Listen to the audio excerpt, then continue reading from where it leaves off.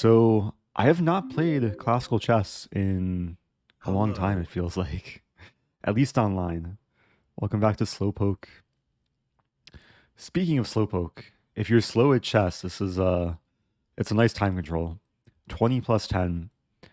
Over the board, I think this is still considered rapid, but much slower for online chess. And yeah, I've played 222 classical games on Lichess, which is a pretty low number given that I've played over 30,000 games overall. And I still don't have like a low enough rating deviation to be on the leaderboard. So that means I have to play more games. So I'll hop in.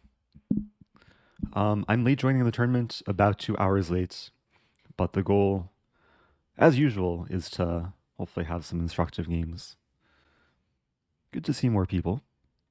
One person from Budapest. Maybe I'll play a Budapest Gambit. Okay, let's play e4.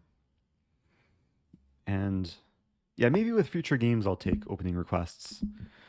But for this game, I'm going to play a two knights attack. This is an opening that I've gone through phases of playing. I think it's a very effective opening, assuming black plays d5, which is what most French defense players play. Then the game plan will be to play knight c3. Hence why it's called the two knights attack. I see there was a question about traps against the Scandinavian defense. One of my earliest videos on my YouTube channel covers like a very trappy line. The video is called How to Crush the Scandinavian Defense. I recorded it maybe about 5 years ago, maybe Hello, more. Eric. I hope your September is going well. It is. Welcome back to Hairhaver. It was my first game of September, at least on Lichess. And we're going into the main line. I think knight f6 is the most played move. In this position, there are a few different moves back in play, but we're getting something resembling a French advance. But usually in the French advance, white will play c3 and try and reinforce the pawn center. In this variation, white's completely okay just taking.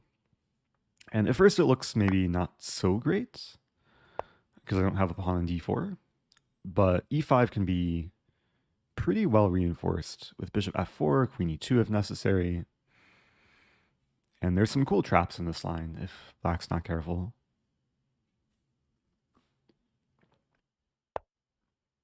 h6. Yeah, so I guess I'll go ahead and say one trap was if black were to castle, there's a Greek gift with bishop h7, knight g5.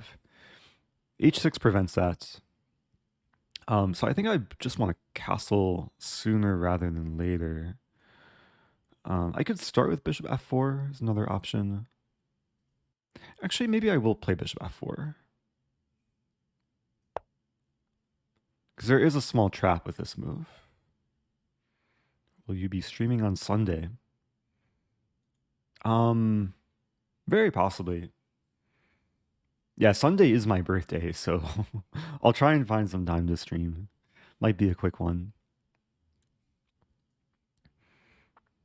Okay, opponent's taking time here. h6 does sometimes prepare g5, but I think g5 is like a little bit weakening. Bishop g3. Not too scared of the g-pawn push. Can Schranz tempt you into a risk stream? Yeah, I've been in touch with him. Hopefully sometime this month. I haven't played Risk, but I'm curious about it. So black castles. Castle back. Although maybe what I'll do is play queen e2. I'm not used to having so much time, at least in an online game, to think.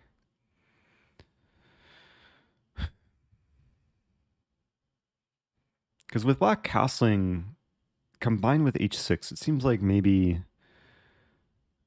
I can play in a different fashion to attack on the king side. Like g4, g5 comes to mind. And the prospect of queenside castling comes to mind too. I'm kind of debating between queen e2 or queen d2. Queen d2 does have the benefit of scaring black with potential sacks. I don't know if the sacks are good, but they're possibly scary.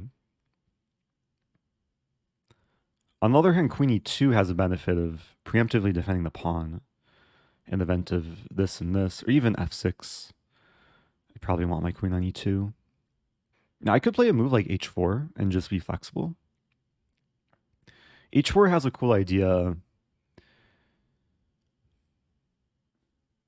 For example, if like knight c6, rook h3, and then lift the rook to g3.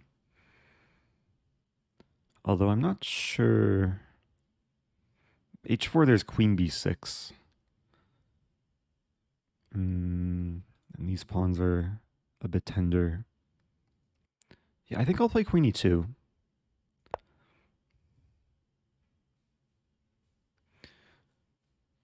So I was trying to set up a trap, which my opponent didn't fall for.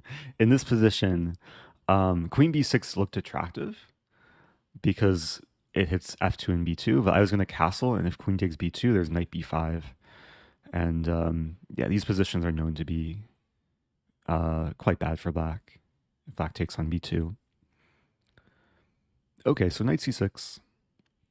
I'm realizing, yeah, knight b4 could be a small issue. Although I guess it's a question if I want to make this game sharp or maybe keep it positional. Because if I castle, I think that's taking a lot of like unnecessary risk. Like black's attack could come pretty quickly on the queen side. Like, yeah, queen a5 combined with d4 even.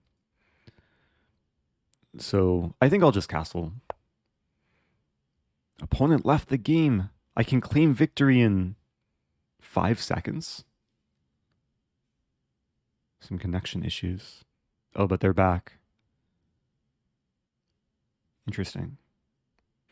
Just realized it was September due to your title. Oh, my stream title, not my I am title. Okay. Yeah, happy September, everyone. It's also September, so I think Twitch is doing some promotion where if you subscribe, you can save, I think, up to 30% off. Okay, so knight b4. I could concede the bishop pair. I'm kind of tempted to play this move. a6 here, b5 here. And then, yeah, it seems like I lose time, but the knight's also a bit misplaced.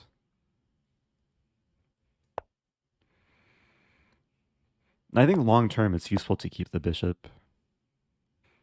I mean, maybe I could have avoided all of this by playing a3 before castling. But, okay, the bishop is still surviving. Bishop d7, some idea, maybe bishop b5. But b5's off limits for now. Black is probably threatening d4. I move the knight and then bishop b5. And then if I block, there's en passant. So I guess I'm debating between rook e1 or rook d1. Even a4 is a move. I like rook e1. Because later the other rook will likely come to the center.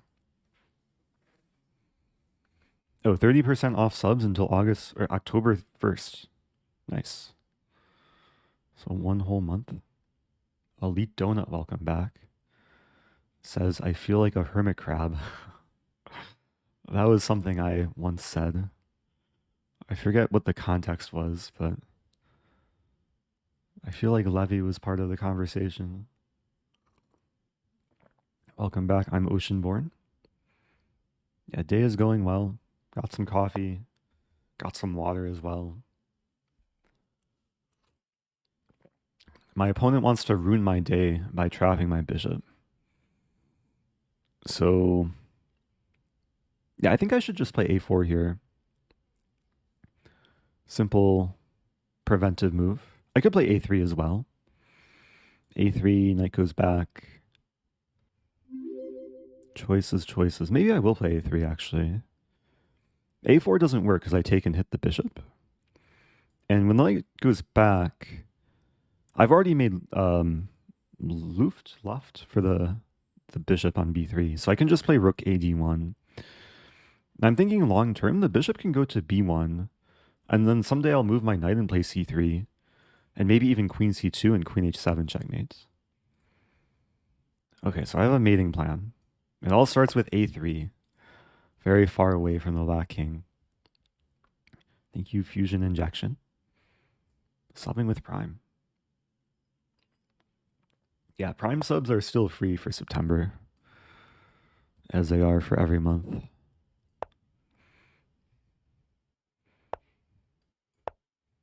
Okay. So some easy decisions. I've taken time on like a lot of the moves where it feels like I needed to make a decision. But so far most of the game has just been getting my pieces to happy squares, making sure I'm not losing anything. And this is one of the, I guess, ideal setups from the two knights attack in the French. It's not only the two knights, but it's everything else as well. And we're definitely in the middle game stage. I'm done with the opening. f6. Yeah, f6 is a very thematic French move to get rid of this pawn. But it doesn't usually combine well with h6. Now, yeah, there's like some potential weakness on the king side. Might be hard to exploit. I have a couple options here I can take. I could leave the tension. Like bishop g3 comes to mind. The thing with bishop g3 is I give black the option of playing f5. And then f4 is a threat. I kind of like the prospect of taking.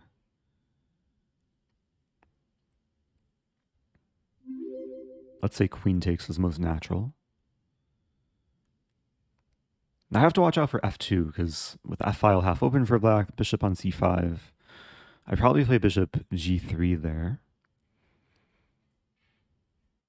And I'm pretty sure e5 is off limits. And if rook e8, I play knight e5, and if takes, I have to take with rook because my bishop is tied down defending f2. I think it'll be okay. Like knight c4 looks scary, but I take, and then bishop could be loose in the end. So, yeah, things could get exciting though in this position. I mean, it's a big imbalance. Black has 2 center pawns. I have 0 center pawns. But I do have 2 half-open center files. So, yeah, sometimes the pawns are stronger, sometimes the files are more valuable. Knight d4 is actually a move that I kind of overlooked. It's a good move. I have to take it. And then there might be some issue with my knight on c3. And I could play rook d3, which is probably what I have to do. If you had to get a tattoo of the chess piece, which piece would you choose? The smallest one. I'd prefer not to undergo too much pain. Maybe like a very small pawn. Rook d3. I've never had a tattoo before, so I actually don't know how painful it would be.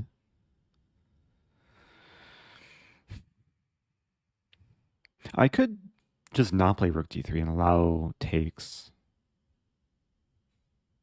King h1 comes to mind as well. Which is kind of interesting. I mean, sacking the exchange also comes to mind. Takes, takes, and then bishop e5. I'm not sure if I have enough compensation there, though, like queen c5. Yeah, maybe not worth it. Rosen T. All right, let's go for this. So I reinforce the knight. I also have ideas of rook f3. Thank you, Cow's Shield. Happy 1 year. TDE, also welcome back. Lapdog Millionaire says, I'll get a tiny pawn if you do. I need some reason to get a tattoo, though. It's not something I'll go completely out of my way for. All right, I think I have to take with the rook. I'm pretty sure black just made like a pretty serious positional mistake. And I'll explain why. But yeah, let's take with rook. Because that bishop was one of black's best pieces. It was applying a ton of pressure. And having just traded off the bishop, now my dark square bishop is about to become a monster. Like bishop e5 is coming. And I'll be dominating the dark squares. Basically have the wooden shield. XQC will be proud. Bing, bang, boom, kapow.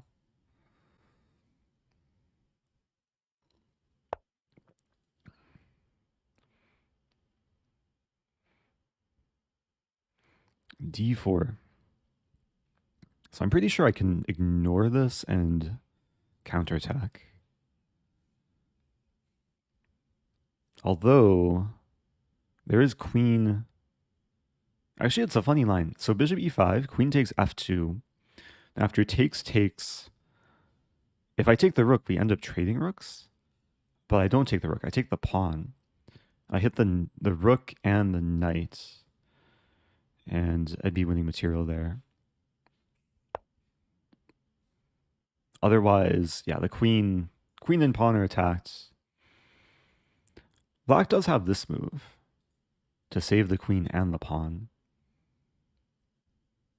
But then I can probably keep throwing punches like rook h3. And then the queen's chased away from defending the pawn. Okay, so if I take or play rook f3. I like rook f3 because there's at least 3 different ways black can blunder.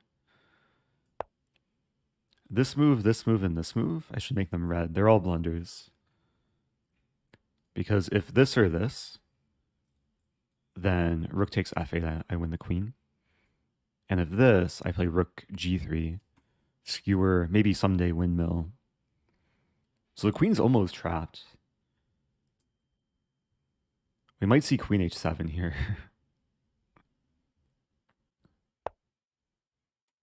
Okay, so queen g5. Yeah, now it crumbles for black.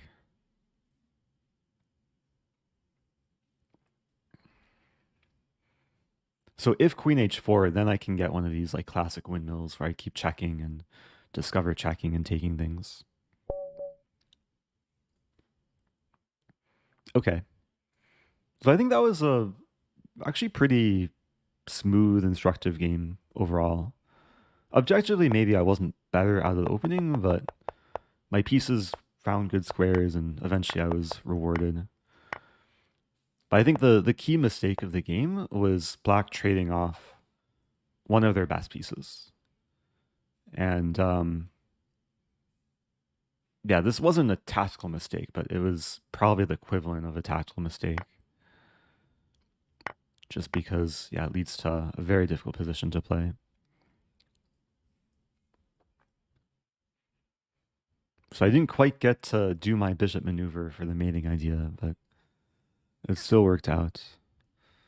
My one inaccuracy was bishop b5. Oops. Still getting used to this change. I used to be able to click the down arrow to shift through shift through the moves, but now I have to click the shift key. So rook e1 was apparently for choice. Okay. I'm just curious. Was a3 a move? Yeah, a3 is also playable. Okay.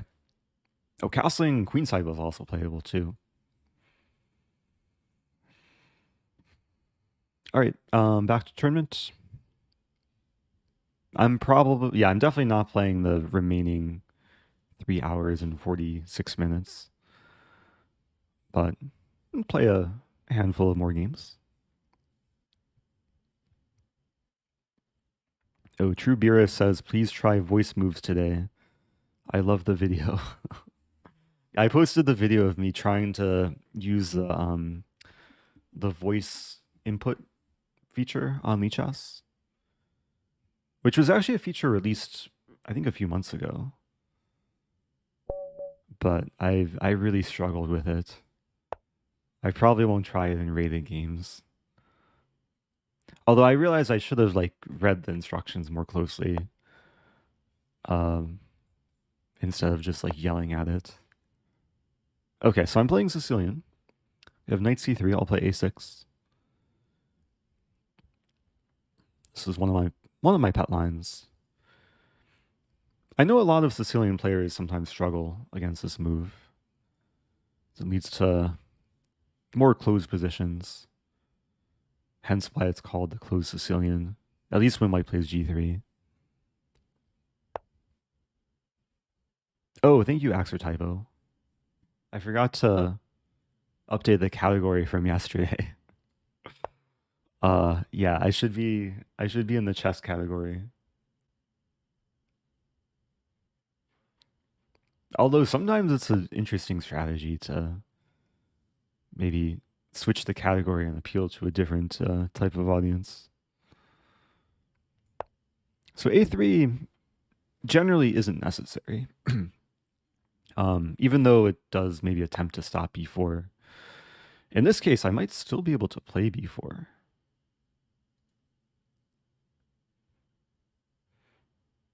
Yeah, I was playing this for more strategic reasons, but it looks like I'm winning a pawn here. A very simple removal of the guard. The one calculation is b4 takes knight d5, but then I have e6, attacking the knight and defending the pawn. So let's do it.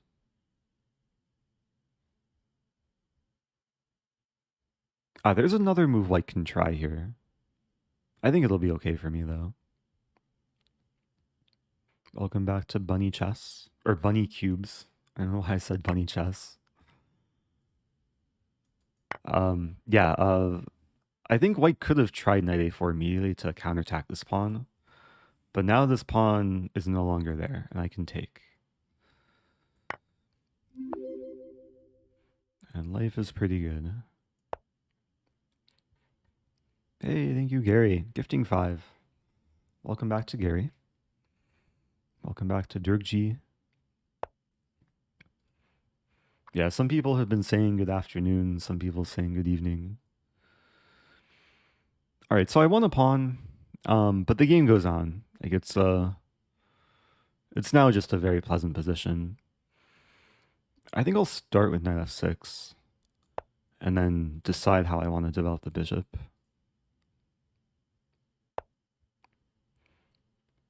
Not entirely sure how I want to complete development. I guess g6 looks pretty solid. Just keeping the center pawns back. Maybe white will fianchetto, and then we'll have some tension on the diagonal. Yeah, for people just joining, I'm playing classical chess. Trying to raise my rating a bit. I think generally I'll start out by playing low rated players, and then hopefully after a few games I'll have some higher rated competition.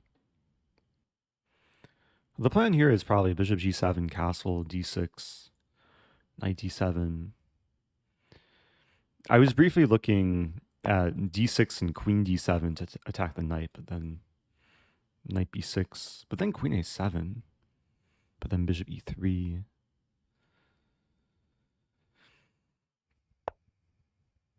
Yeah, I'm just Just developing the king side first, and then I'll figure out the queen side very soon.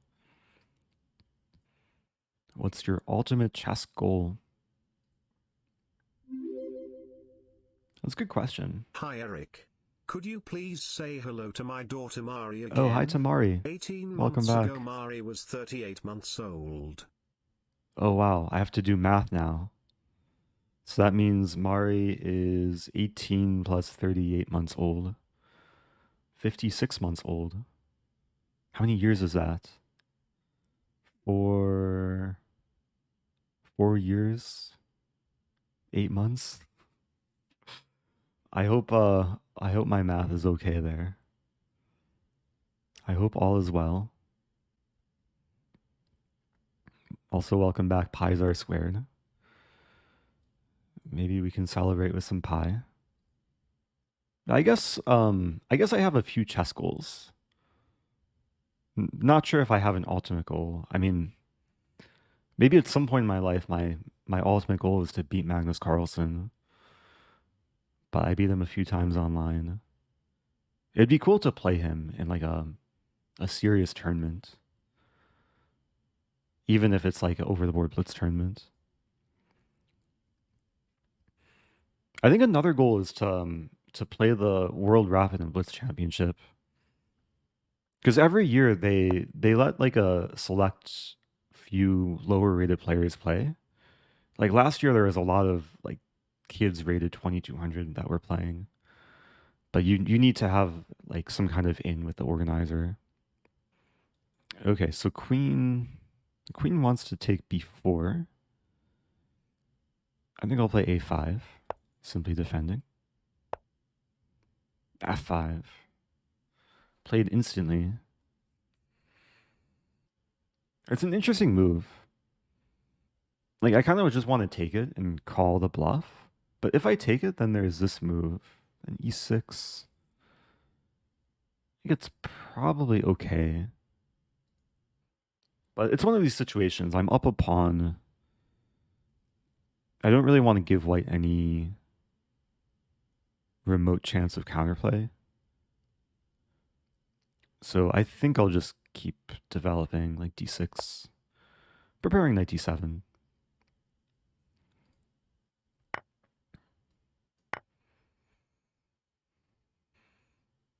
Yeah, if the World Rapid Blitz was organized in the US, then maybe I'd have a good chance of getting some kind of wildcard spot.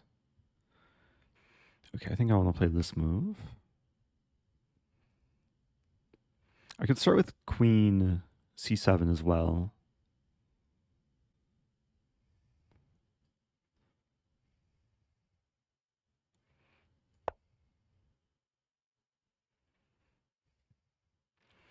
I think this is more flexible.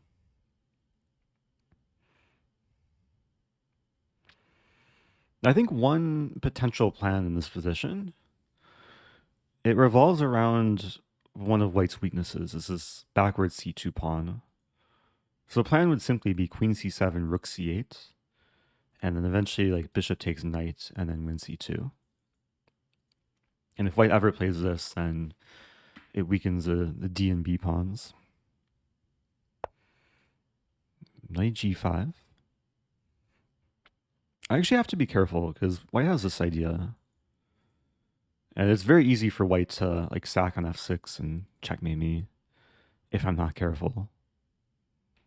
But I think I can just continue. Oh, wait a minute.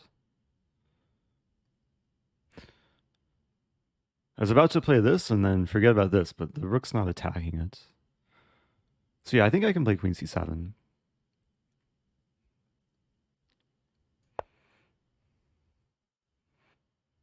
I think this is a flexible move because I might be planning the battery. I still have this plan. Do I go for the bishop trade? I kind of like the idea of taking, assuming rook takes, I have this move. I also could take and then hang material. I could also play this and leave the tension. And also hang material. But maybe win it back. Yeah, I like the prospect of take, and then knight e5. And then... Okay, I hit the rook. Preparing this. The queen reinforces e5 so I don't lose a pawn. Let's do it. White maybe will play rook h3. And it looks scary because the h file is kind of open here.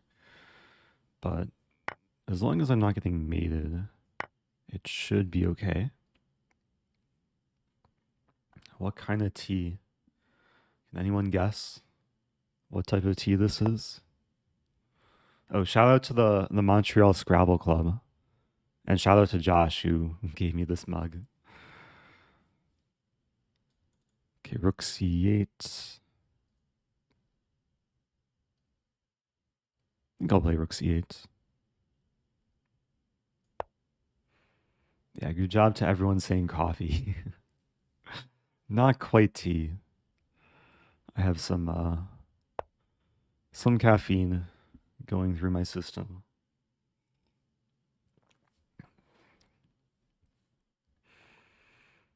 Okay, so white's trying to remove one of my defenders, but the bishop does a good job preventing queen h6. Yeah, let's take on c2. Okay, very happy with the queen trade.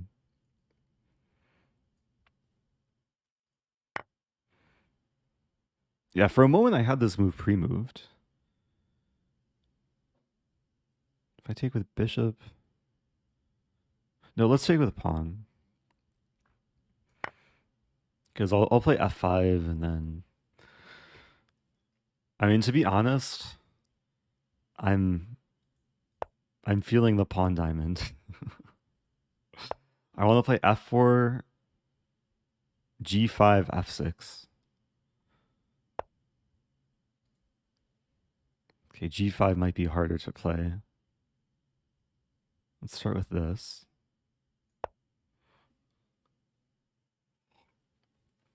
Yeah, in honor of Diamond Cutter. I mean, what I could do is play f4. I start with f4. Let's start with g5. Yeah, now it should be achievable. Interesting. Wait, no! Oh no, my pawn diamond. Why did I take? I should have played bishop f6. Or bishop h8. I got way too relaxed there. And it's still looking good. Like, take. Yeah, like... I should probably just get this over with. Go after g2. Not sure if it makes a difference between this or this.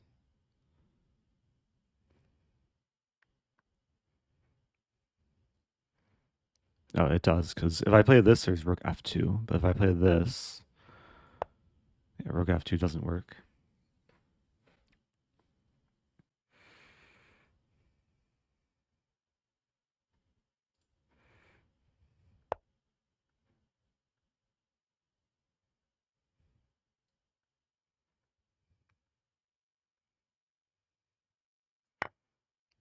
Yeah, I want to make sure I'm not, like, not messing this up.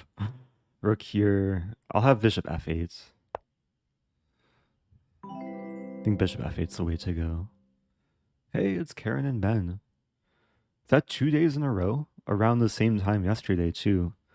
Got the Karen and Ben raid. I assume Karen and Ben were, again, streaming coverage of the big tournament. If you're just joining, I'm in check. I have 3 legal moves. This is not a legal move.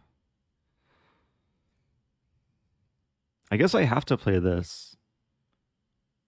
What does Ben always say? Always play bishop f8. Did I mess up? I may have messed up.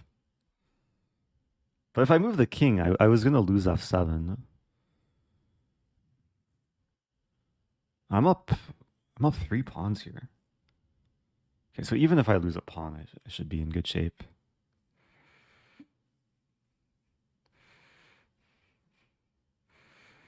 Oh yeah, always play f6. F6 might be my next move.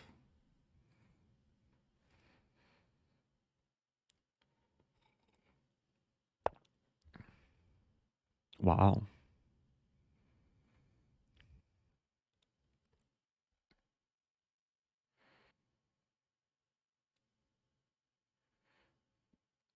Okay, so one thing to realize here is this pawn's hanging. Hey, it's Bortnik chess. Bortnik also raided around the same time yesterday. This feels like deja vu. Like Ben and Karen just raided, now Bortnik raided. Was Bortnik also streaming commentary of the tournament? Or maybe just doing his blitz and bullet? Yeah, so if you're just joining, my opponent just played this. This rook's not defended, but if I take it, then takes, and then I'm losing a pawn. So I guess I'll play this move. I mean, these rooks should be pretty dominant. I still lose a pawn. What to do? King g7 first. Or maybe, no, f6. Yeah, white's threatening this move. So I guess I have to play this.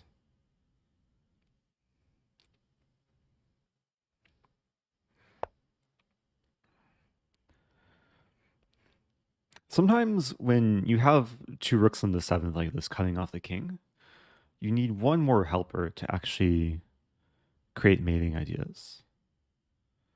So sometimes the pawn can help out. In this case, my plan is to have the bishop help out. Like my next couple of moves, hopefully, are bishop d6 and rook check, and then bishop g3.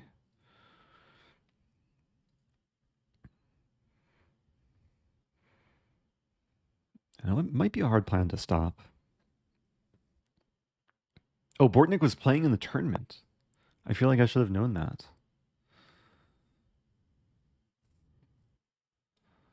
Okay, if I check...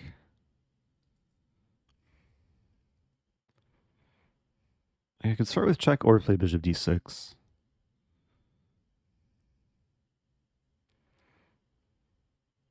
I don't think it matters too much. I might as well start with this. Because the plan might actually be bishop h2, preparing rook g1. Yeah, white did not want to suffer any longer. I think everything was under control. Yeah. Yeah. I played this way too quickly, forgetting the bishop had a job to play, or job to do.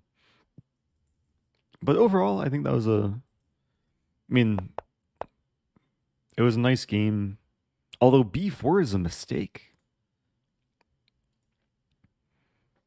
I was going to say, like, white just blundered a pawn in the opening. I guess given what happened, it did feel like white just blundered the pawn. But b4 is a mistake because knight a4. Not only am I not winning a pawn, because, okay, in this line we would trade, but white gets a lot of initiative here. Yeah, the bishop doesn't have a great square. What if bishop g6?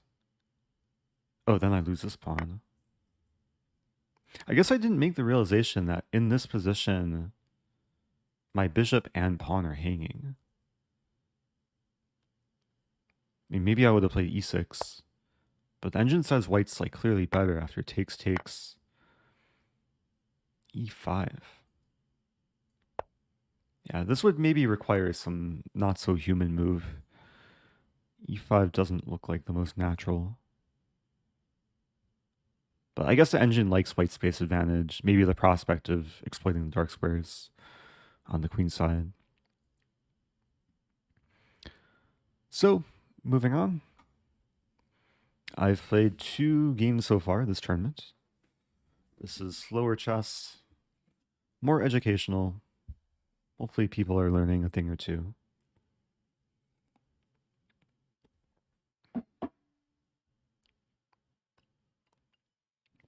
I could take an opening request. I have 24 requests here. And even more requests in the chat. All right, let's play e4.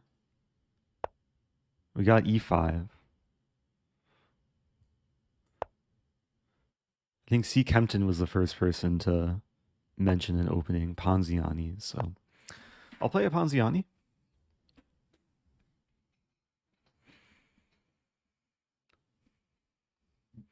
This is, yeah, I was going to say, this is like a very effective opening against beginners. My opponent is probably higher rated than like beginner rating, but bishop c5 is generally not a great move. Because, yeah, I've gained time taking over the center. Black's playing really quickly, though. d5, so I think this is the first decision moment. I have basically three types of options. I can defend the pawn, I can take, or I can push. Defending the pawn would involve probably this move, and takes, knight f6. Not super fond of that because I lose time. If I take, then queen likely takes. I guess the fourth option is gambiting the pawn. Like queen b3 comes to mind. Queen b3 takes and then knight g5. Playing the gambit style.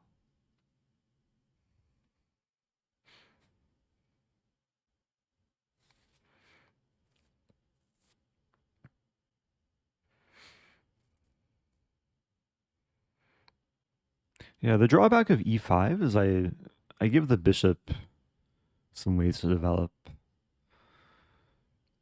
But that's probably the way to go. Because I'm not too scared of either bishop move. I gain space, bishop g5 maybe, or bishop a3, bishop d3 coming. Yeah, let's play e5.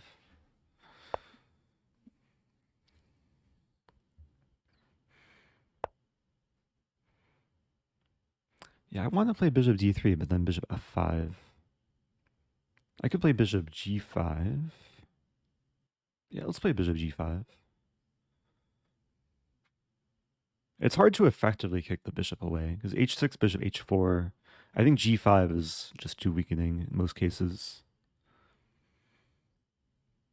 And the point of this move, I want to play bishop d3, and essentially bishop f5 is prevented because knight's pinned. So it won't be defending f5. Now black goes for g5. Yeah, my opponent's playing very quickly this game.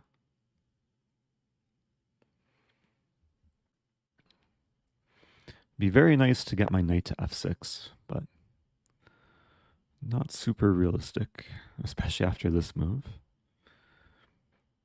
So another decision moment. Thinking bishop e2. A solid move. See what black does next. I don't think there's any point in throwing in h3. Like bishop just moves back. If anything, that maybe helps black, like eventually play g4. I could start with rook b1. It's maybe the main alternative. Yeah, rook b1.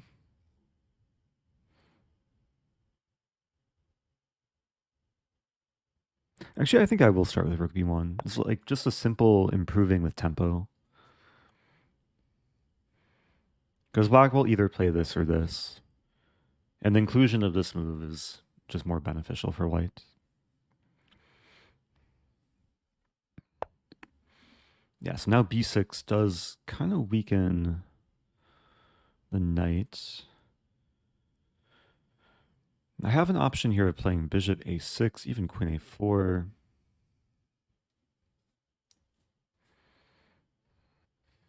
I'm not sure if I can punish black right away, though.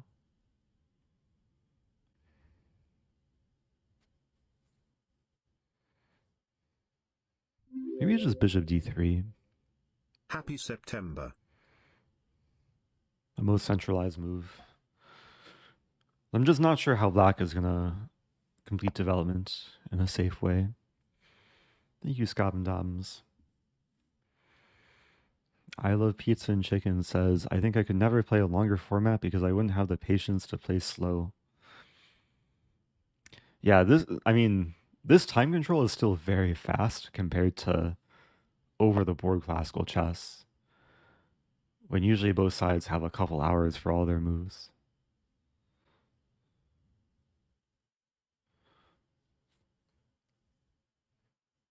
But as you climb like a higher level in chess, then you do need the time to really slow down and calculate.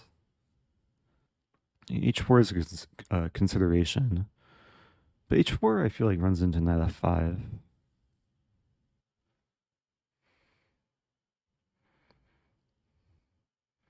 So what about queen e2? Just another flexible move.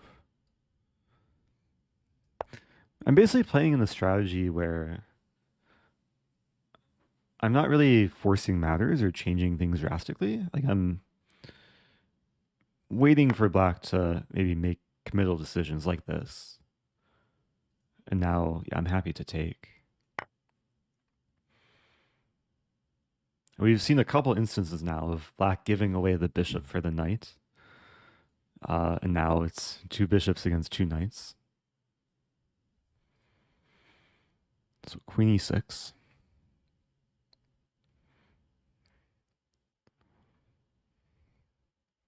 Now h4 looks a lot more attractive, because I'm threatening to take. G4, the queen can find a new home. And if takes, the rook comes into play.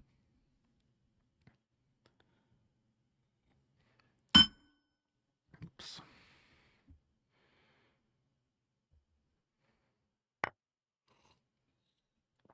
Okay, so gh4. I could take with bishop too, but I'll take with rook. Just applying pressure. We're reaching a position where the black king will not really have a safe place to go. Like obviously, it doesn't want to castle kingside. But castling queenside also walks into some potential attack. We do see castling queenside. Opponent not likely to be stream sniping. So I like the idea of rook f4, just to start. Attacking f7 and threatening rook f6.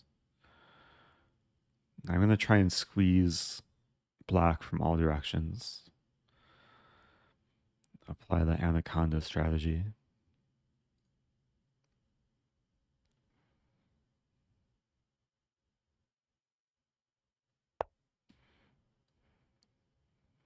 I could play this too. But let's start with this.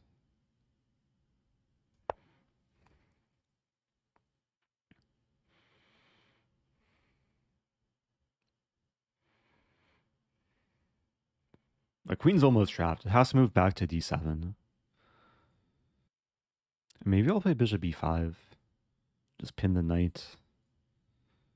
Try and paralyze black. Oh, thank you, Jay Levitate. A first time chat from Germany. I was in Germany a couple weeks ago.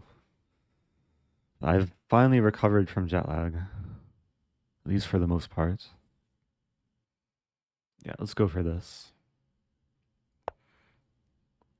Because not only is knight pinned, but the queen and this knight are tied down to defending. So this just makes black very stuck. King b7 makes sense to overdefend and prepare a6. I'm looking for tactics. Bishop h4.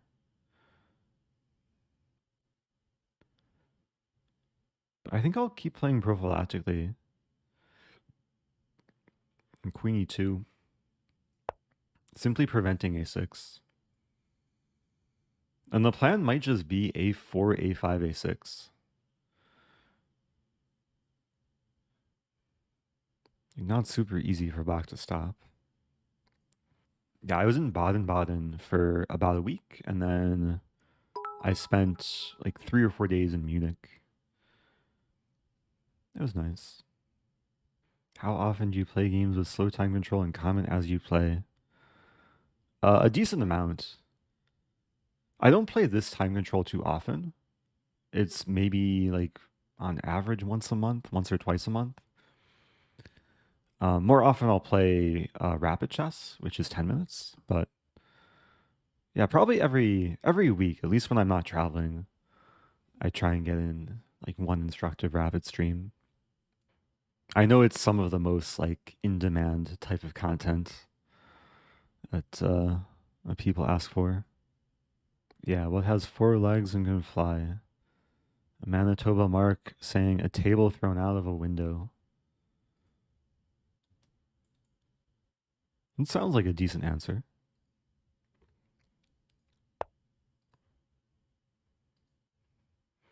Okay, so the king goes back. Let's go for a4. Like, this is a position I'm really in no rush. I can like gradually apply more pressure. And black might play a5 here. If black doesn't play a5, then I play a5. And just create the tension. One idea is maybe to eventually like play queen a2, rook a1, shift over, and then open the a file and eventually checkmate on a8.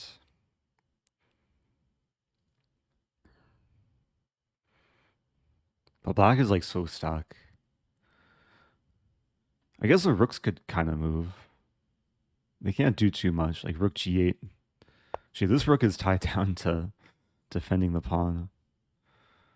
So we see a6, which gives the pawn. But it will allow black to move the knight. I think I'll just take the pawn.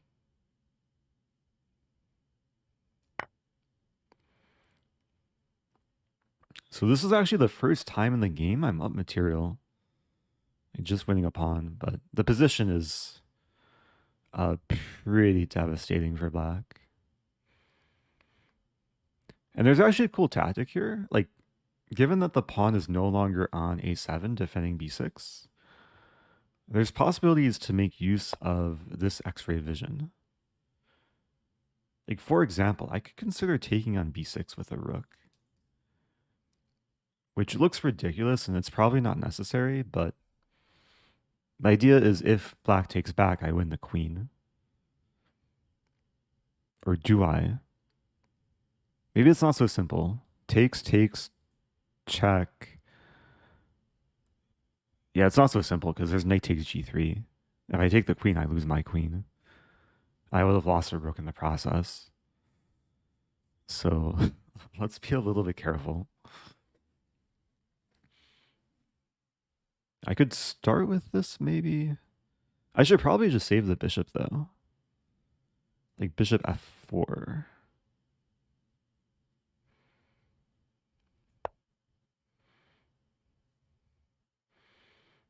Yeah, it's one of these moments, like, sometimes it's very tempting to go into a very forcing variation, but in terms of practical play, it's sometimes a better decision just to not take any unnecessary risks. Just keep control. Put the ball back in the opponent's court. Now the queen is tied down to both knights. And there's so many ideas here. Like now I'm probably threatening this or this or this or this. So I basically have to choose one move to play.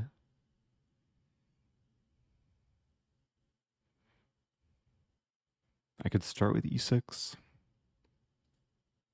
Yeah, here's probably where I'll calculate. I like this move though. It just seems to be very direct. And now I don't think it's really any sort of risk.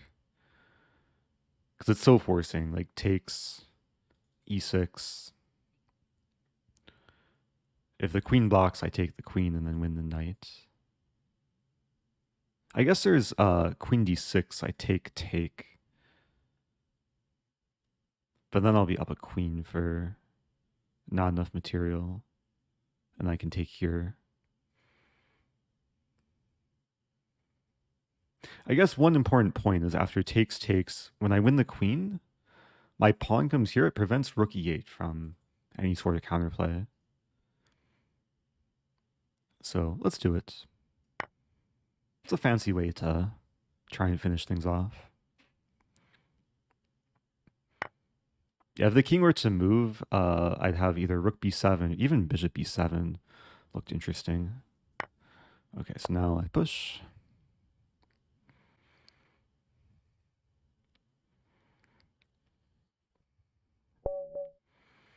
Okay.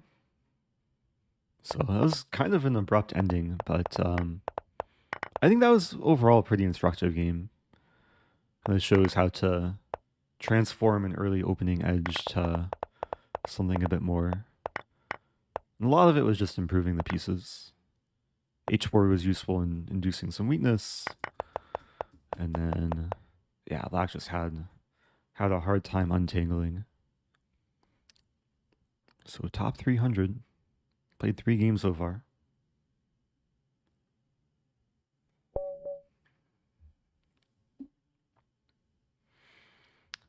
Playing format 64.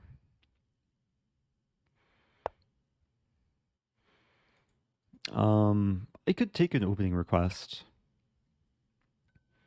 What to do? E6, C5. French, please. I think the last time I played the French, I mouse slipped. Like I meant to play E5. I played E6. But now I'm voluntarily playing the French. The French is a very it's very popular opening against E4. Very strategic. We're getting an advanced variation. I mean, this is an opening I sometimes like to play from the white side. And I'll play the main approach. Pretty sure b3 is not a great move. But I'm out of any sort of exact theory or preparation here. So,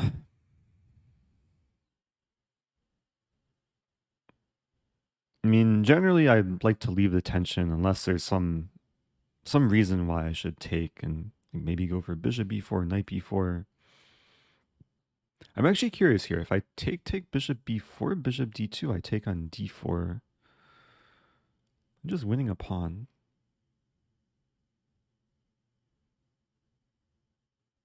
I think I'll start by taking.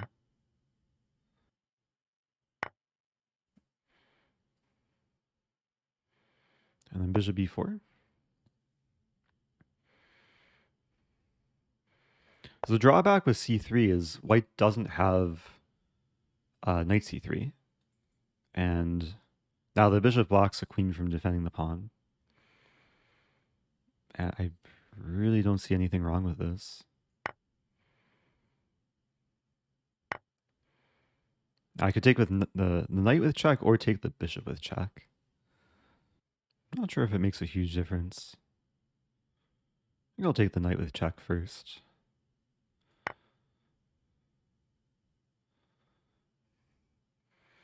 Like I'm basically winning a pawn, and yeah, white center is crumbling a little bit. But now I have to decide, do I trade queens or keep them on the board? So I could play this move. I'm playing this move, like it simplifies. And generally, when you're up material, it makes sense to trade and get some endgame, but I think it only helps white develop. When I play queen e4, it really keeps the pressure. Because bishop e2, maybe then I can take... Or even, like queen e4, I don't even have to take on g2. I can play bishop d7 and rook c8. So it feels like this is more precise.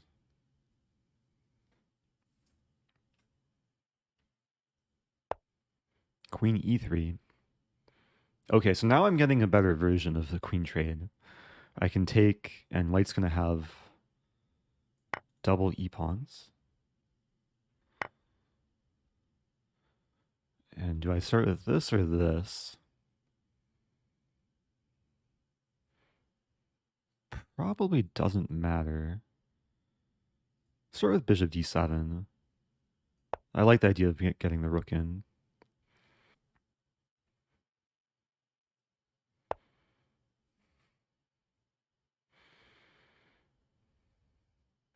Eventually I want to just attack the pawn with a knight.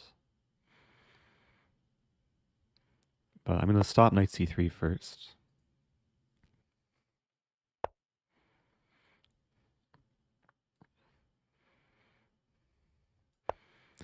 Yeah, and if queens were on the board, then maybe like I'd be scared of some kingside attack with the bishop and the half-open f-file for white. But with queens off the board, there's nothing to be afraid of. So if I attack the pawn, white defends the pawn. But I can attack the bishop. And if white moves the bishop, then I win this pawn. And then this pawn will be hanging. So this is looking pretty smooth so far. Yeah, big thanks to whoever asked for the French. Sometimes the French, like, it's an opening that leads to longer fights. But in this case, I'm like basically got a really nice position after the first 6 moves. I think this is common, especially like at a lower level as white. If white's playing the advanced variation, then it's very easy to mishandle.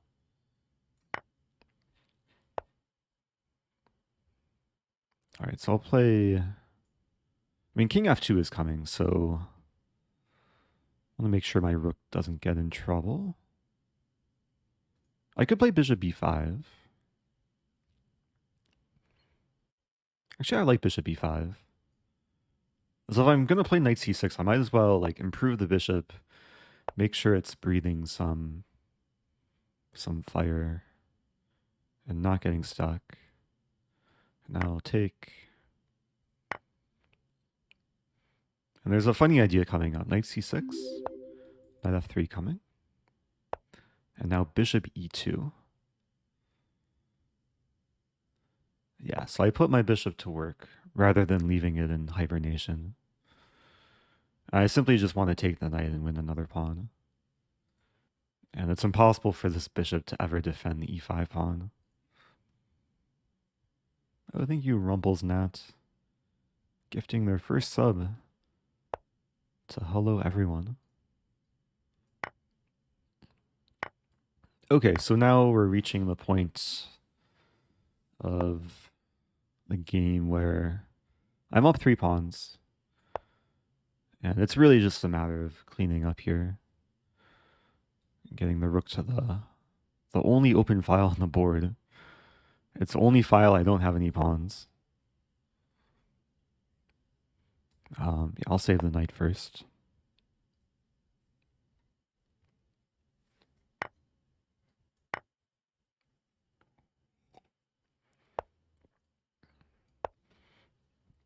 Okay, I'll play king.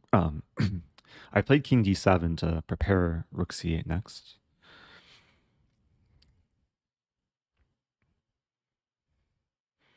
I do not want to allow white to play rook c7.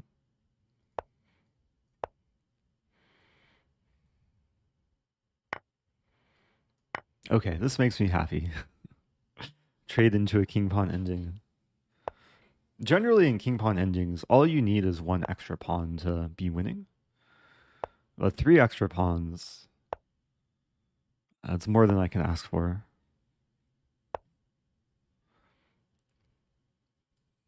And the goal is just to, yeah, get a pass pawn and start pushing it. In this case, I'll have 2 pass pawns.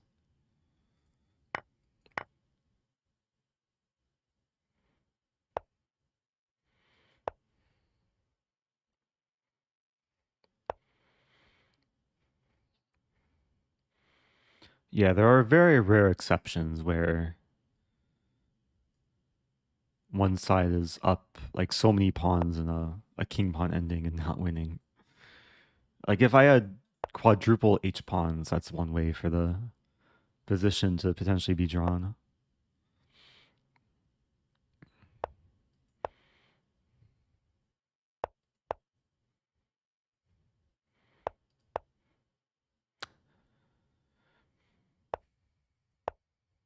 Yeah, so gradually push up the board.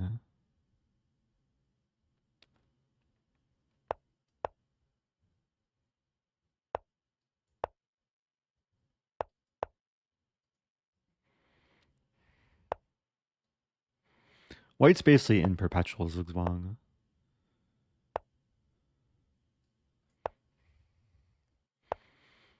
Okay, the quickest way to win after king e1 is actually kind of funny.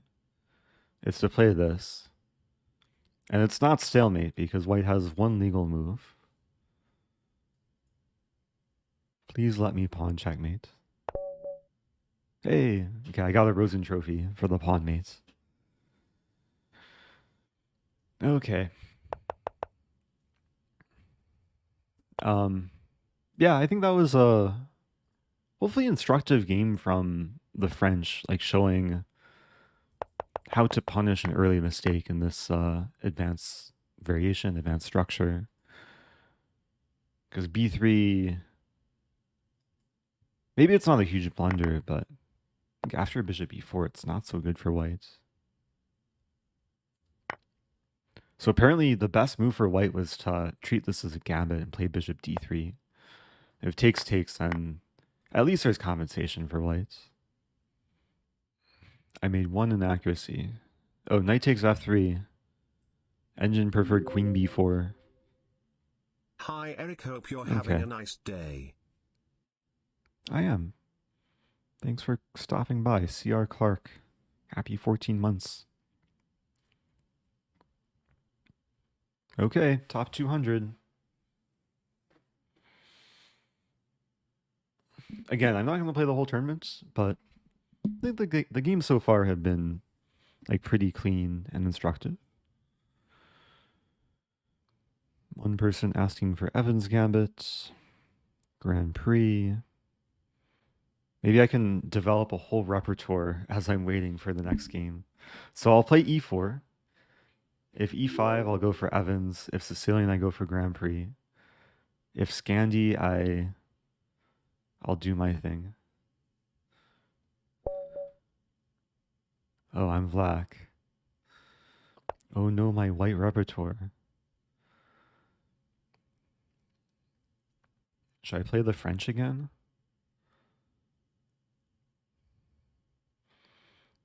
One person says Scandi. I'll play Scandi, how about? Knight c3. Yeah, with knight c3, I'll play d4 and then e5.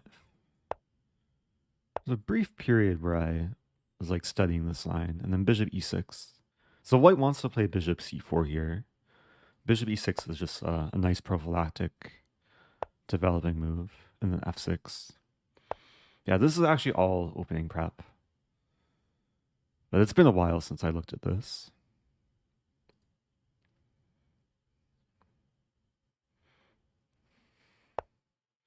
Yeah, white's plan is to do this stuff.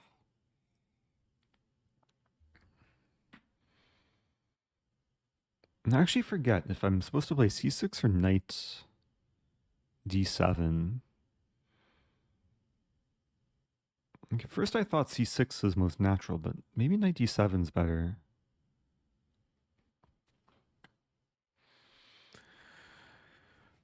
I have a vague memory of studying this line, like c6, bishop here, knight here, bishop here, knight here.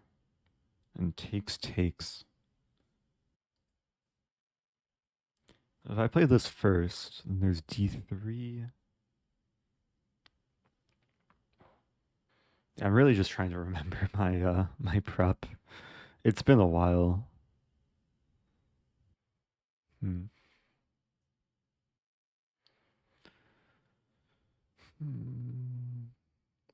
Okay, I'm gonna go with what I remember. I'll check after the game though. Is c6. So white's gonna attempt to trade the bishops. I'll play knight d7.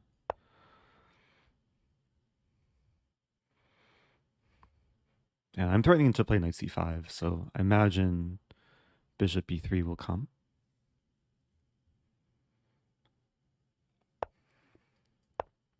Now knight c5.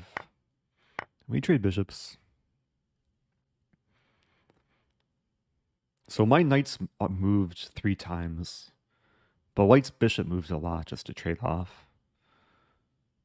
And this knight has moved a lot, so we're both kind of violating some opening principles. But it's nice having more space. And I guess it's a question how to develop the king side. The natural way to develop is like bishop d6, knight e7. But bishop d6 could walk into this. But maybe I'm not afraid of that. Like, I just put the bishop here, the knight defends the pawn, and then eventually I could play g6. So actually the knight here is actually just a really nice piece. Ensuring that g7 is defended and then also have some central access. Oh yeah, both sides stand badly. We both move too many pieces. Too many of the same pieces in the opening. Can you please play the pianissimo in one game?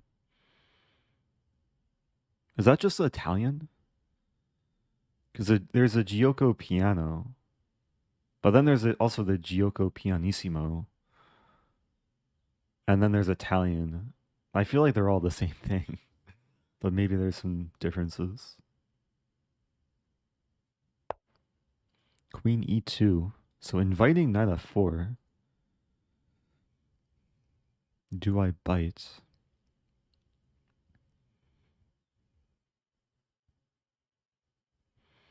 I was doing a crossword puzzle yesterday, and there was some clue. I forget what the clue was, but the answer to the clue was bite me.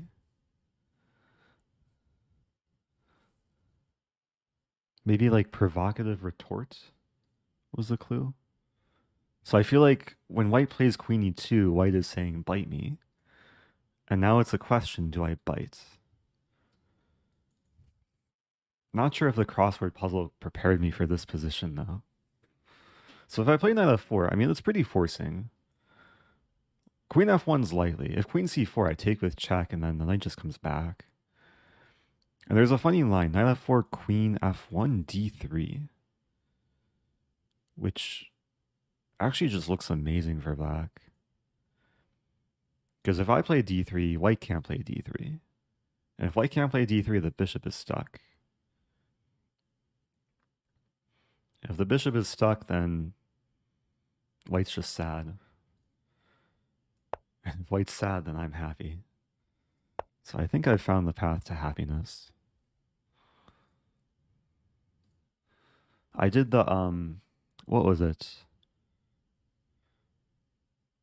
I think I just Google searched. I think I landed on the Washington Post crossword puzzle.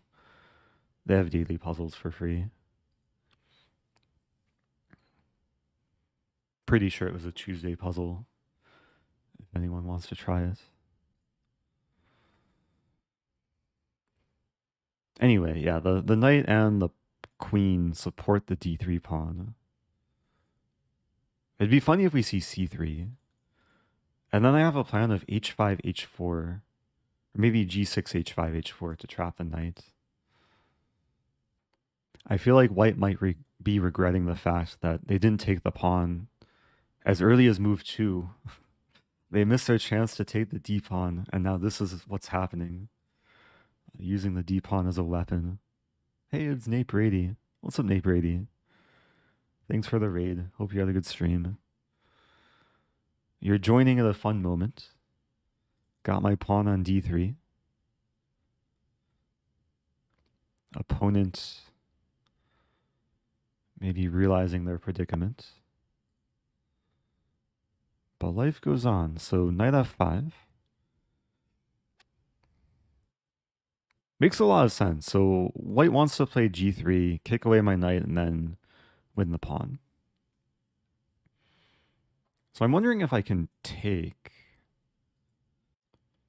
Because taking allows knight d3. And taking is not a move I want to play because it also allows something like d4. But maybe it's the best move in the situation. So if I take, is there anything to be afraid of? Like queen c4, I take with check and then move back, should be fine. If I take in d4, I have bishop e4 check. Bishop d2, I take and maybe g6, knight moves and then I take. Should also be fine. And if I take g3, knight d3, king e2 looks great. Okay. And you don't see this every day. Black pawn reaching c2. It's the imposter pawn. There we go. Gotta use a yellow circle for this one. Yeah, the Among Us pawn. Haven't played Among Us in a long time. Okay, so we see queen c4. So white's trying to treat this as a gambit. I do have to be careful of this idea, but the knight controls e6. I don't think I want to start with this because it gives white time to play this. So let's go back.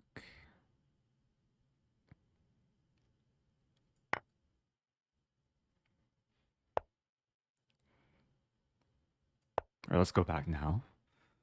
Forward and then backward. And yeah, I'll probably lose c2, but I'll still be up a pawn.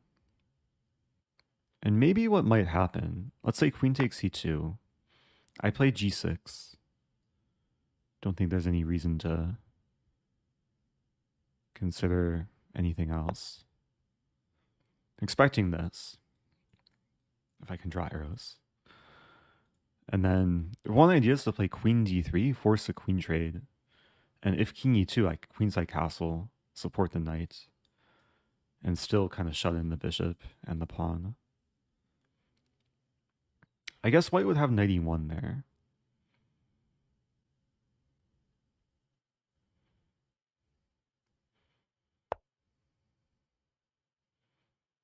But then I can go back and check, and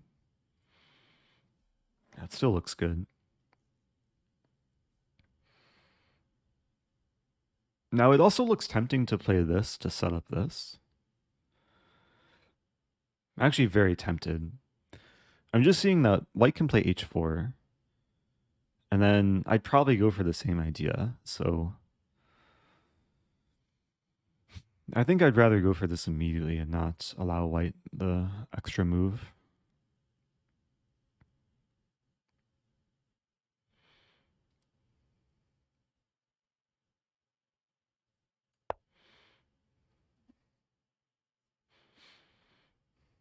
I guess white could also move the king because the queen's defended here. But I think we'll see the trade. Yeah, this this game is definitely a violation of opening principles. But I think it's a great example of the exceptions to opening principles. Where I've neglected kingside development because there are more exciting things to do. Eventually these pieces will come into play. It's just extended hibernation. Man, if this were Bughouse, love to place a knight here or rook here. Actually, rook here. Never mind. I mean, there's knight e2. Don't think that does much though. I don't really want to be the one to initiate the queen trade, but I mean, everything looks good here. Just have to choose. Maybe I will. Or do I queenside castle? Maybe I queenside castle first. Because queen a4 is probably just even worse for white. I also have this move, which I guess there's queen d1. Yeah, let's castle.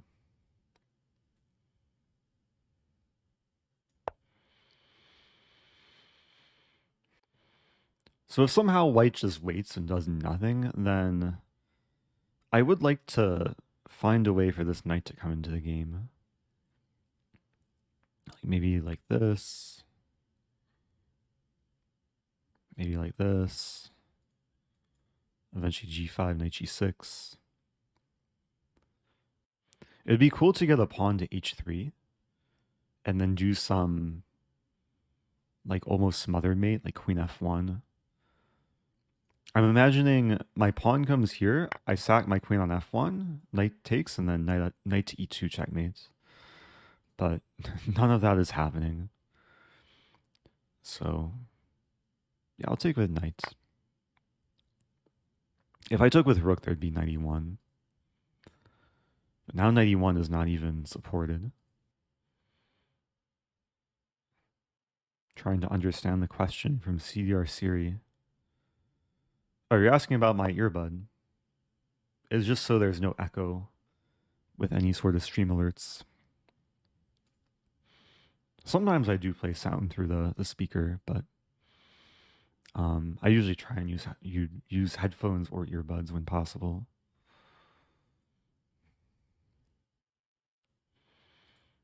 King g2.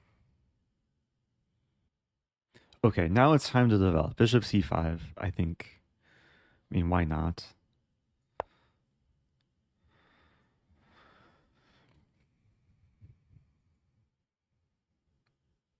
But I'm still thinking like how this knight should develop.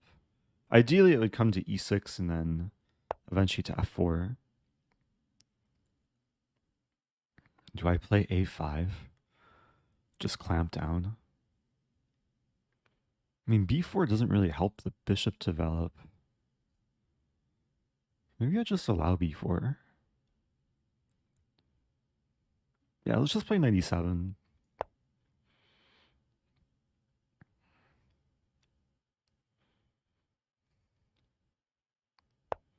And bishop b6.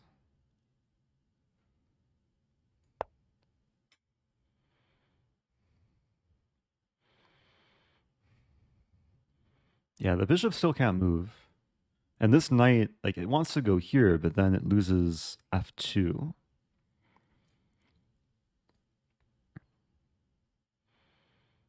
And in the meantime, I find this probably g5. And then knight g6, knight f4. And maybe it's possible to create a mating net, like with just some minor pieces and pawns and maybe eventually the rooks. f5 is interesting too.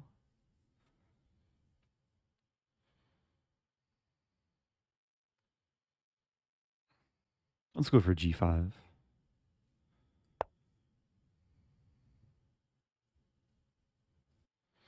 I actually don't have the heart rate monitor turned on. But that's connected through my watch, so I think the heart rate today has probably been lower than usual. I'm just staying very calm. The nature of classical chess, avoiding the time scrambles.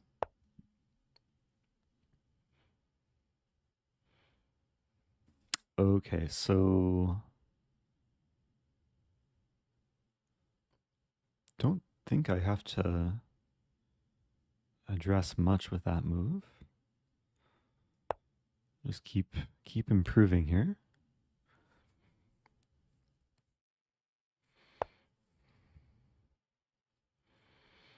Knight e1. Thank you, the magician. Oh no, September. Happy September. Yeah, let's bring the other knight in. I mean, king f1 is coming. But I like the idea of maintaining a knight on d3. So if we trade, I could also take with rook. I'll probably end up just deciding if it happens. And in the meantime,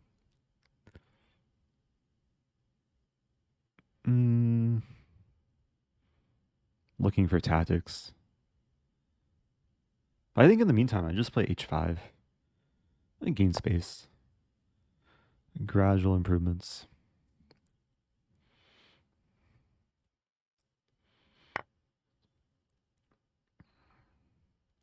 Okay, so this is where I decide, like between rook takes or knight takes. The more I'm looking at it, the more I'm liking rook takes. It has a simple plan of doubling up. And it's so hard for white to even challenge the rook. Like there's no rook b3. I guess there's knight c4, but then maybe the rook comes in this way. Or maybe I start with this. There's nice tactical idea that when I play rook d8, the pawn will be pinned. This pawn is already pinned in the event of bishop takes e3. So there is an idea to play rook d8 and then take, and then after f takes, I take with a rook. Essentially to win another pawn. Oh, question from Bouncing Across. Happy days on the Rosen channel. Welcome back to Name Change. Happy 21. Wait, Bouncing Across says someone over the board always goes for center fork trick is white. Do you think it makes sense to go for the knight b4 line or stick to the main stuff with de4? I could try and answer that after this game.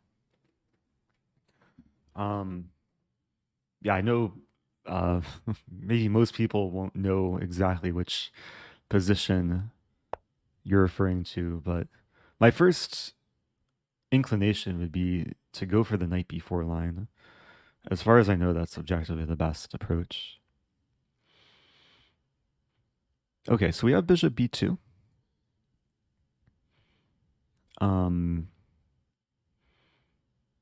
I don't think there's much to think about here. Just improve the rook. I imagine bishop c3 is coming. Okay, now there's probably a bit more to think about. So how to make progress. I mean, d2, sometimes positions like this, we want to identify the biggest weaknesses in the opponent's territory.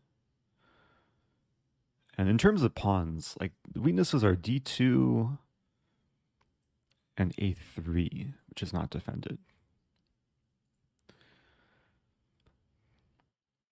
So I think a major candidate move here is bishop d4.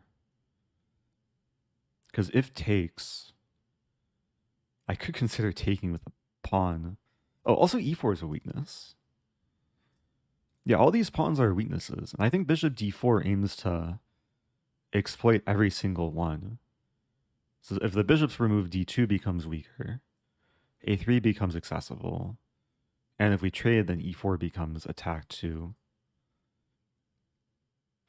Like bishop d4, take, and then all three pawns are hit. And if white doesn't take, then I'm just threatening to take and win a pawn.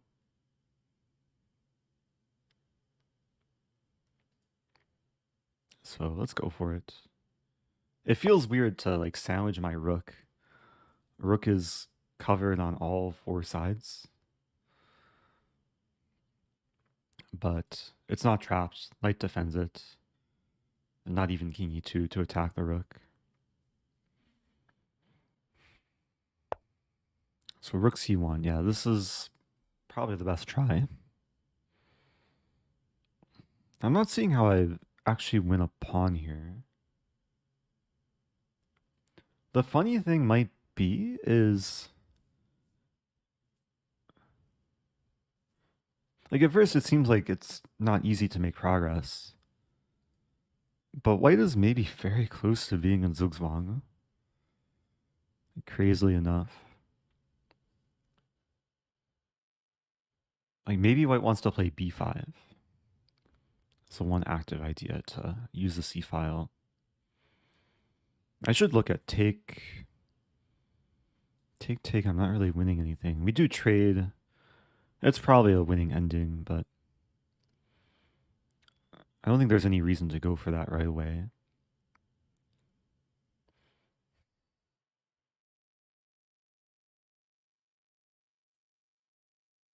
It's really just this b5 move, which feels like it should be pretty insignificant, but I want to make sure I handle it properly. So I'm looking at just king c7 here. If b5, c5, if take, I take with pawn. This, again, just full domination. I'm just curious what white's going to do next.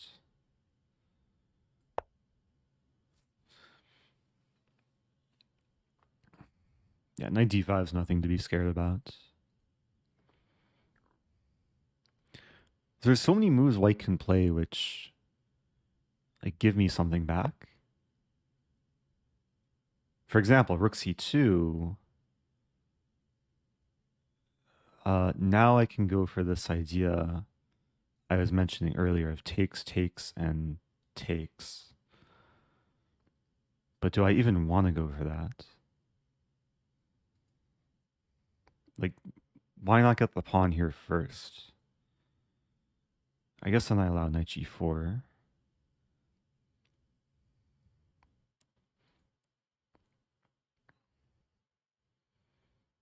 Wait, let's just calculate. Okay, so takes, takes, takes. I take there.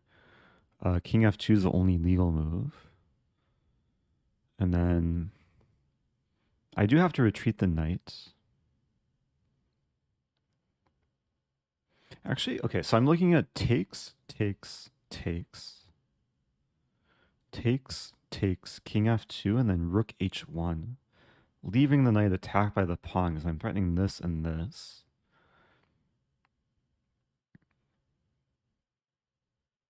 There's king g3.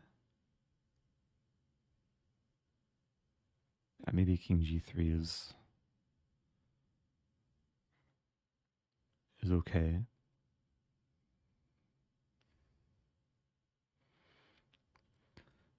Yeah, I might just be overthinking this. I should probably just go for this. I think is the simplest way to simplify cashing in.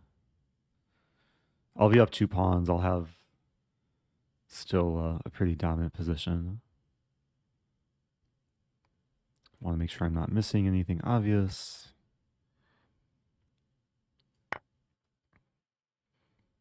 Yeah, it's important that the knight prevents king e2. So I don't want to be in a situation where the rook and knight are attacked.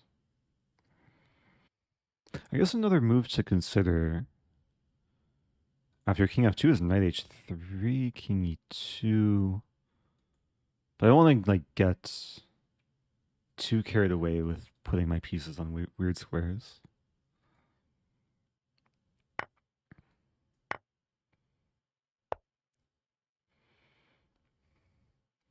So the normal thing to do is to move back, but I'll take a moment here. I guess in this line, what was I looking? I was looking at king g3, but I have this move.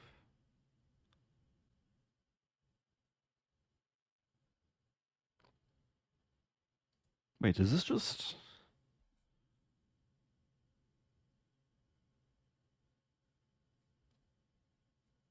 Yeah, when I was looking at this from a distance, I didn't see rook g1.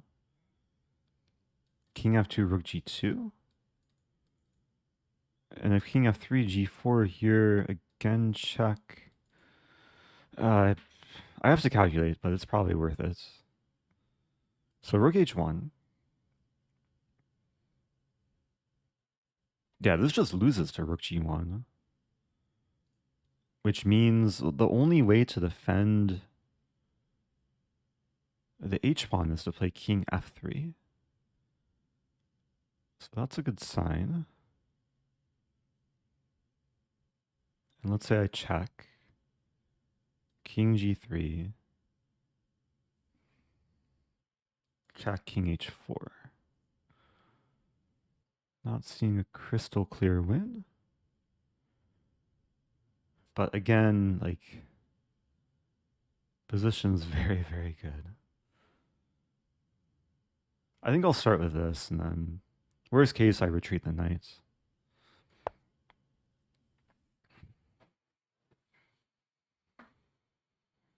It'd be cool to somehow sack the knight and get a pawn mate. Okay, well, so I don't have to worry about king f3 anymore. King f3, now I have g4, and the king will be chased back to f2, and I'll win the rook.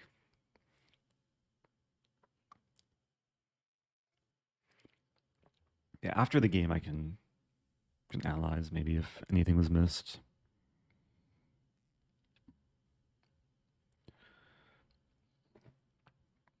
I mean, this was a fun game overall. I did take a decent amount of time, at least in these moments where I felt like I had some decision to make. Yeah, White has one legal move.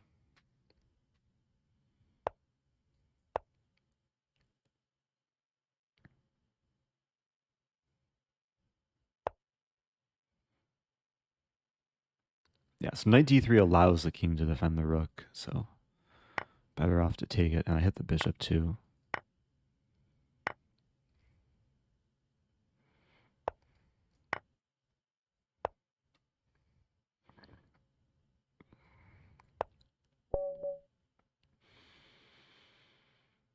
Okay. I'll briefly analyze here. So I'm really just curious towards this final moment. Yeah, black's completely winning here. Oh, engine saying bishop d2. Oh, that's a really tricky move.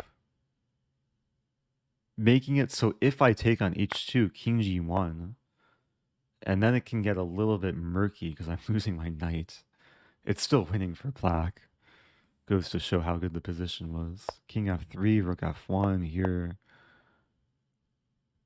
Oh, that's funny. I could have just played rook f1 and transposed. I guess there's rook f2. Yeah, it's completely winning. I should have seen this. I just got the same position.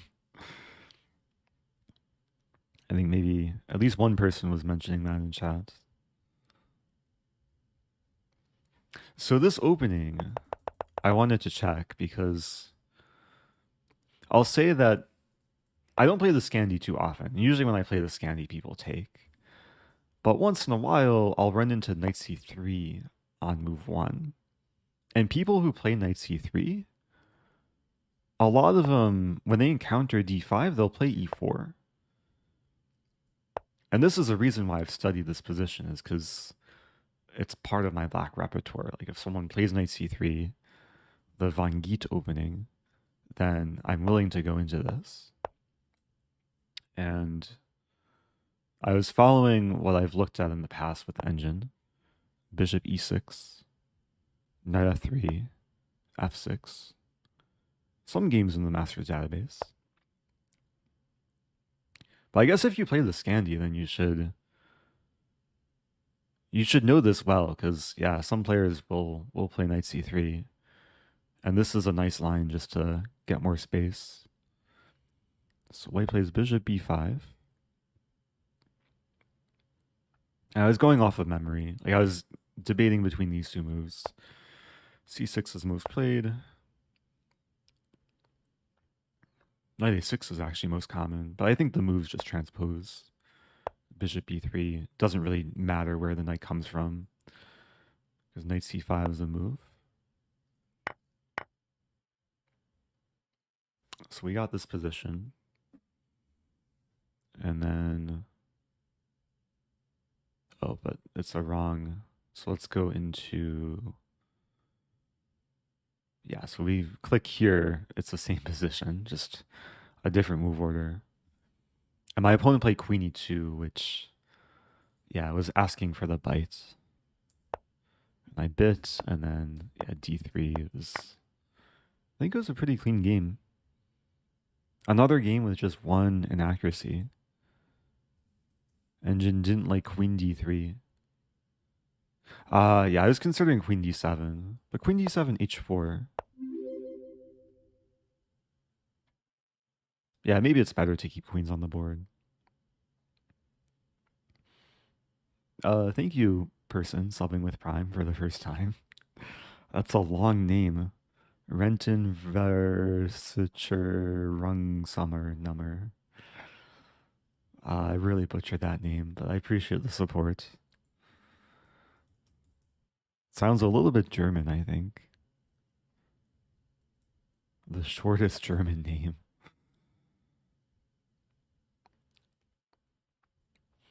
Anyway, I have to go pretty soon, so I don't think I have time for another game. But if bouncing across is still here, I can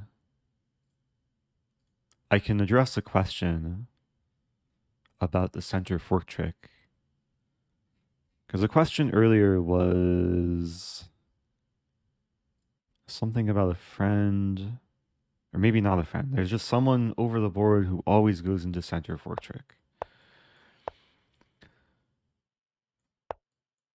So referring to this position, 4 knights with bishop c4. And yeah, very often we see this position at like scholastic level or beginner level. Players innocently develop and then they just walk into this move. But sometimes it's seen at like a higher level too. And if you're preparing for a specific player, then you definitely want to like check their games. Like if you know their online accounts, it'd be great to see like how they play against this line. Takes here. Yeah, some players, even like grandmasters, willingly go into this. Bishop d3, knight b4. It's actually kind of, I'm surprised that knight b4 isn't more popular. Remember, yeah, Mamedyarov just crushed Wesley So at some St. Louis tournament. And that game did go de4. But knight b4, this move was, I think, first published in the Kaufman repertoire book. Larry Kaufman wrote a couple books, one for white repertoire, one for black repertoire.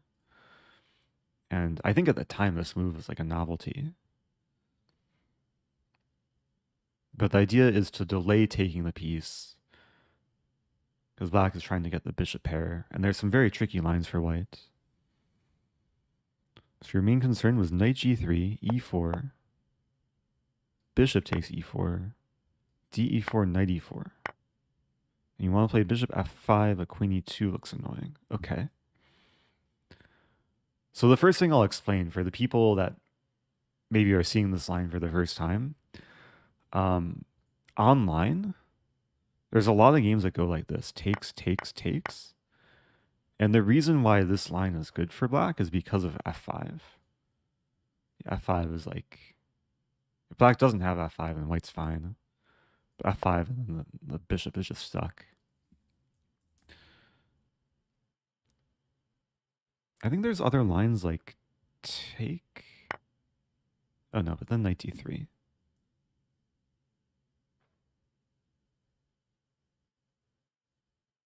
Oh yeah, sometimes white castles. And then takes, takes, and again f5. I've had this line before with takes, queen h5. This is a crazy one, but black is just much better here. We lose a rook on h8, but we win on c2. So let's look at this this line. So knight b4, knight g3, e4, bishop e4, and bishop f5, queen e2 is the concern. Oh, this is funny. White plays queen e2 and says, oh no, I'm getting forked. And when black takes a rook, this is checkmate. Because double check. And black has no response. So, wow. I haven't seen this one before. DE4. It seems like even the engine has some hard time, like, seeing all the lines. So knight c2. Oh, king d1 is apparently better to attack the knight. No games in master's database. Ah.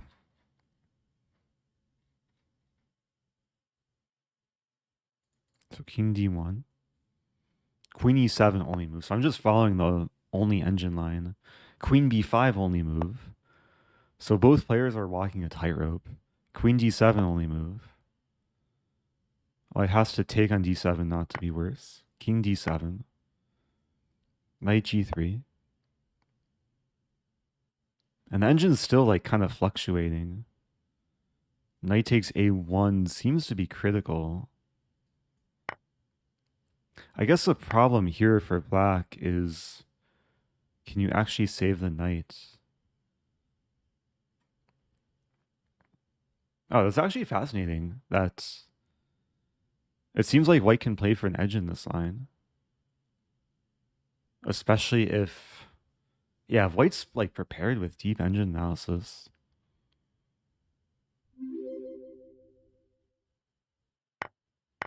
Reminds me of a line in the London where, yeah, the engine doesn't understand it first, but eventually the knight will be lost. And if the engine's already giving a plus for white, then I think black's in big trouble. Any way to avoid this line? Have to play e4. So what about bishop g4 here? Just go for compensation. Is queen e2 still possible? No, queen e2, now we have bishop. Wait, what's the difference? Is bishop e7 possible here? I guess the difference is we want our bishop here, because d3, the bishop's not serving much purpose. So I think if I was like looking at this opening at a high level, I would explore bishop g4. Especially if your opponent is like booked up in queen e2. You don't want to go into that critical line. Even if you're prepared with the engine through knight a1, I think it's just not pleasant. But bishop g4, and now queen e2 is not as good. Like if we look at this line, yeah, black has full compensation here. Hey, it's Anna Cramling. What's up, Anna Cramling? I'm actually about to wrap things up soon, but maybe I can stick around for a little bit longer.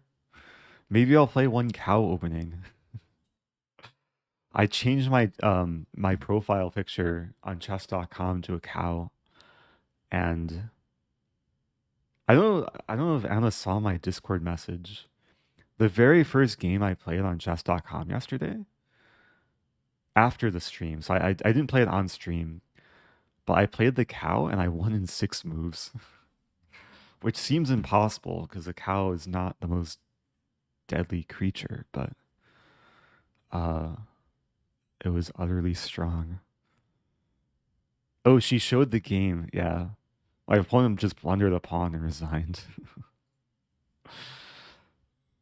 So anyway, yeah, if you're just joining, we were looking at a slightly different opening named after a non-animal. Named after the 4 knights, maybe some animal relation. But it was based off a question about this position, the center fork trick. And it's a very deep line that is a bit more theoretical than the cow.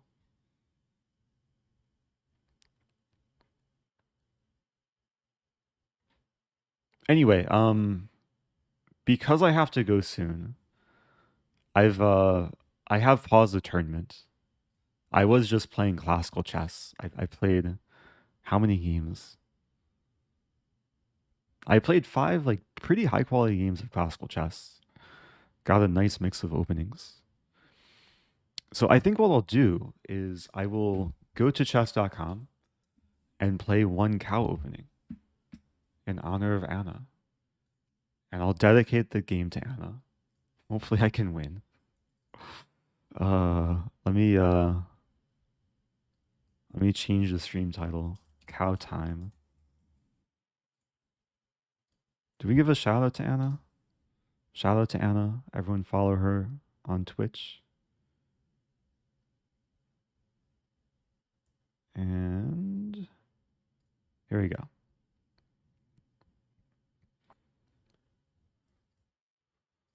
So, yeah, this is my profile picture now. I don't know what I did to deserve this profile picture. I guess I wasn't able to draw well enough in yesterday's collaboration. But as long as I have this profile picture, I will be playing the cow. So we'll have 1 game to wrap up the stream. Playing a FIDE Master. A pre-move. I could pre-move it. It's a nice thing about the cow, like, you don't really have to think in the opening too much. You just play these moves and say moo. Hopefully, okay, I can't pre-move knight g6 though. That's slightly annoying.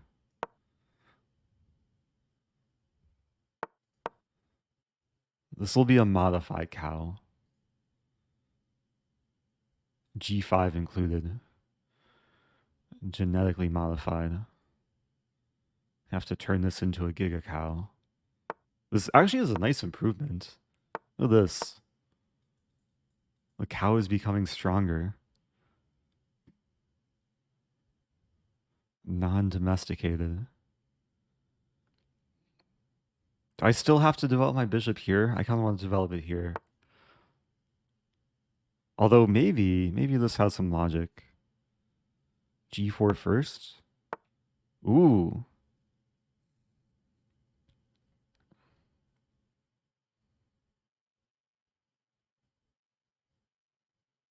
Wait, what's happening here? Do I undo my cow? Probably. I don't want to take. And yeah, I don't know what creature this is now, but it's something. Maybe this move? Yeah, this bishop d3 is coming. Take. I think this is okay.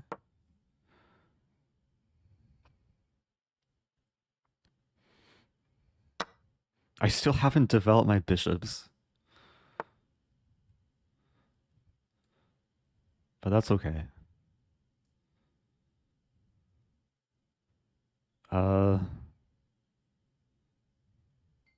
In this move?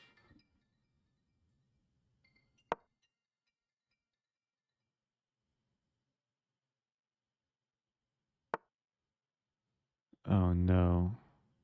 Let's play this move.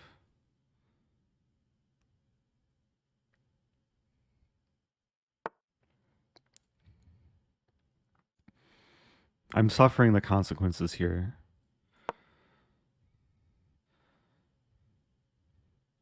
But at least this is something.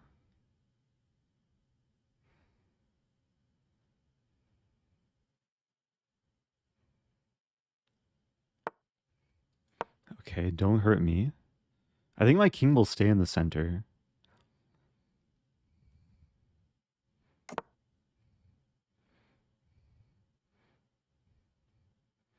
Maybe it will slide over.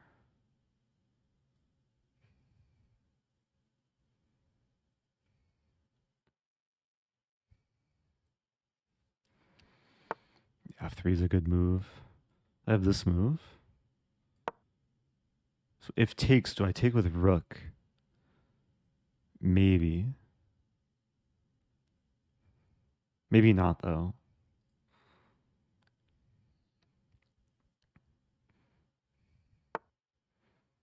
Wait, can I take...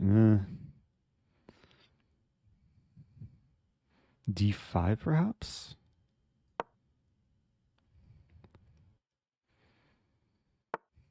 Okay, this is about to turn into a bullet game. D5 is a blunder. Opponent didn't take the pawn, though. Well, I blundered this pawn. But it's all a gambit. King returns to the center.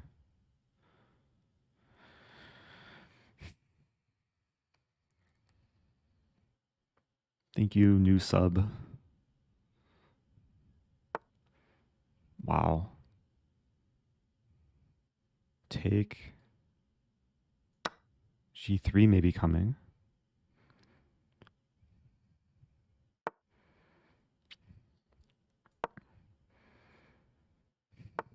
Sure, remember I lost castling rights. So I can't actually castle queenside. But maybe I can manually castle. Fixing my pawn structure. Not super pleasant.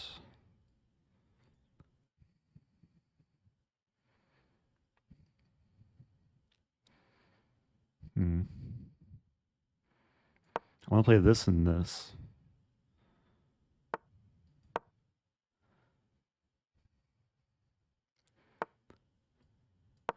Okay, this is a big achievement. Trade off my sad bishop. Play this. Wait, if takes, do I take here? Moo. Cow's becoming aggressive now. Now I take. Look at my amazing cow. It's so strong. Oh, I have to move quicker.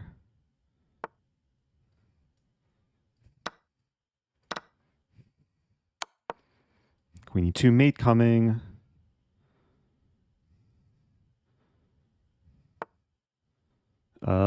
Free rook.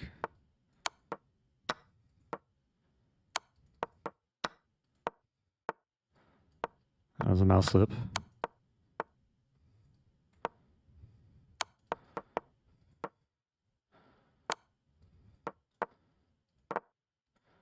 Let's go. The cow is utterly too strong. Okay, that's dedicated to Anna Cramling. Hope you enjoyed that one. I do have to go. Thanks everyone for watching. I'll be back in the future. I am planning to play the cow opening in every single game in Title Tuesday. So do stay tuned and goodbye.